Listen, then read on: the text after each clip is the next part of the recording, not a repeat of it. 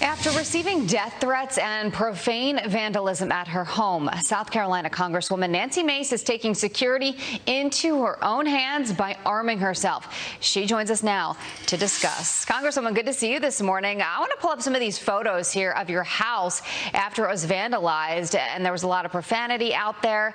When you saw this, tell me your reaction. It was shocking when this happened, and it feels violating. And, you know, as a member of Congress, even before then, when I was running for Congress, I had someone vandalize my vehicle, my car on one of our debates. I've had threats. But until those individuals show up at your house, it doesn't feel as real. And when that happened, I was shocked. My neighbors were shocked, and worse, my kids were shocked about it. And it doesn't feel good when you have to look over your shoulder every day worried about what might happen next. So you decided to arm yourself to protect you and your children.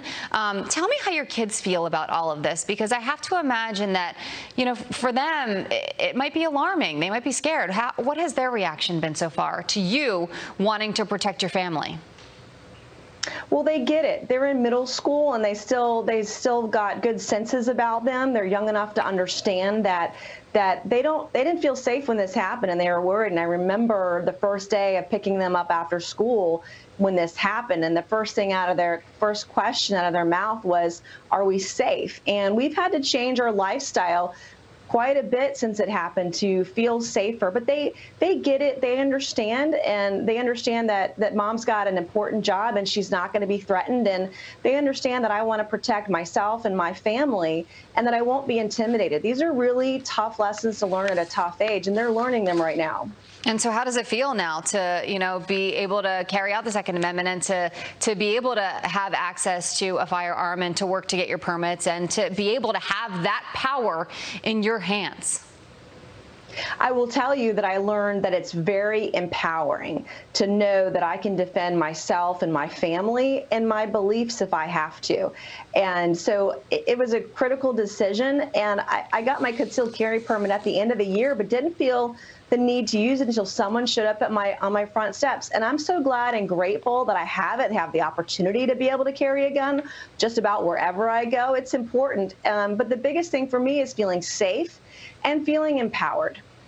Now, before we let you go, I want to talk to you about this, and we can go ahead and pull up this poll here. This is a poll on Americans' view of Biden's handling of the crime wave. And you can see this is an ABC News Washington Post poll. 48% of people disapprove of the president's response to this recent crime wave. 28% say it's an extremely serious problem.